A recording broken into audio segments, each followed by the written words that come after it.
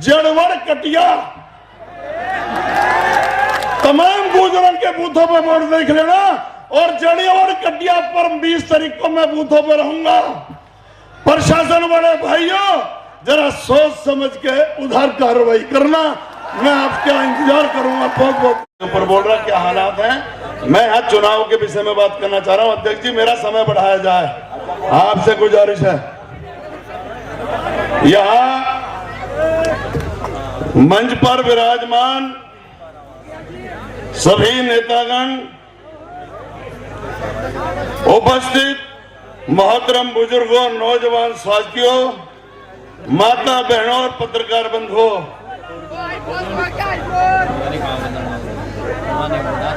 अपनी बात कहने से पहले सर्व समाज के महापुरुषों और क्रांतिकारियों को सर झुका के सजदा करता हूं।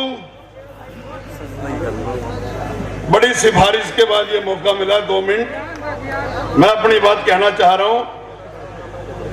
मैं सिर्फ इस बात पर चर्चा करना चाहता हूं, यहां तमाम हमारे जितने भी सांसद, विधायक या और वरिष्ठ नेता सब मौजूद हैं। लेकिन अभी लोग कह रहे थे कि इस चुनाव से ना सरकार को फर्क पड़ेगा, ये वाला कितनी बार दे दिया, और ना ही हारने से जीतने से फर्क पड़ेगा। मैं बताना चाहता हूं कि इस चुनाव से योगी बाबा की कुर्सी को फर्क पड़ेगा।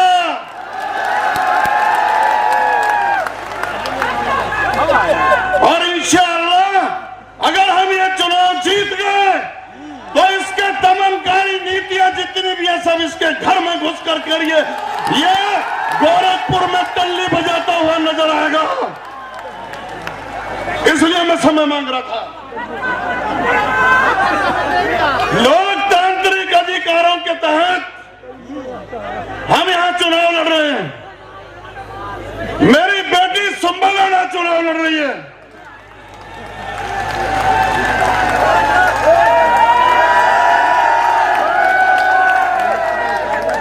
बिना मतलब मेरे भाई सांसद कादिर राणा पर मुकदमा हुआ, गाड़ी सीज हुई। बिना मतलब मेरी बेटी जो प्रत्याशी है उस पर मुकदमा हुआ। इनके पास तो अपना प्रत्याशी भी नहीं है। ये तो उधार की शर्त पर लोक दल का प्रत्याशी, लोक दल का तो प्रत्याशी भी नहीं है, ये उधार मांग कर लेकर के आए हैं। और पावर भी लोक दल की नहीं है। हैंडपंप, भाई विधायक जी 1 सेकंड रुक जाओ बस, आपकी बहुत डिमांड है यहाँ। हैंडपंप चुनाव निशान है और पावर इन भ्रष्ट भाजपाइयों की।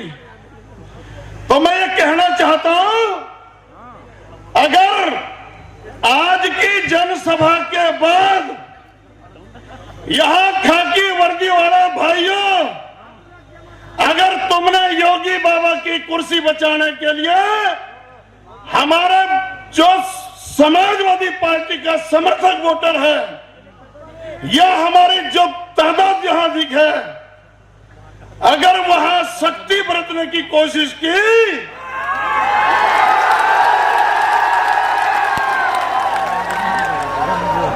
मैं क्या कहूं, तुम नहीं कहती। तूफानों के सीने में खंजर घोंपना हमें भी आता है और इन घमंडी पर्वतों के घमंड को तोड़ना हमें भी आता है।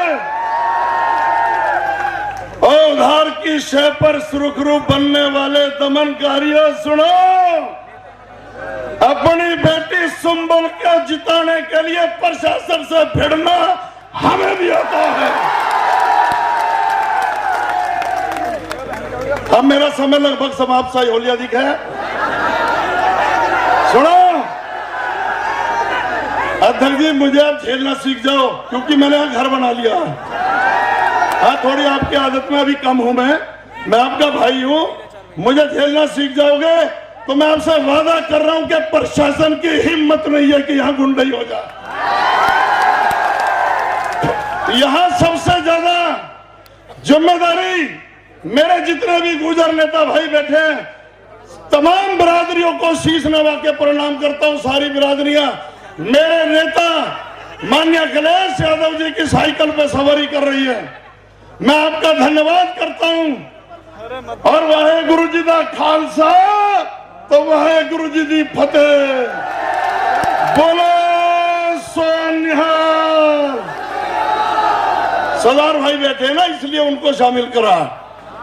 हम चुनाव में यही हैं, गांव गांव घूम रहा हूं, पर मेरी ताकत का इस्तेमाल नहीं किया गया। साफ बोल रहा हूं, मुझे 21 गांव दिए, मैंने अपने गांव पूरे कर दिए और उनकी आधी से ज्यादा सूची अपने कैप्टन अध्यक्ष जी को दे दी है।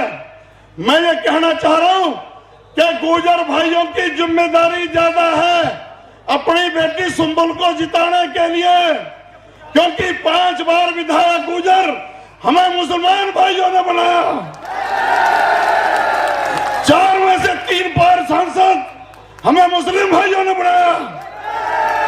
तो आज गुर्जरों की जिम्मेदारी बन गई है कि हमें अपने गांव में अपने बूथों को जिताकर अपने भाइयों को ये एहसान उतारना है।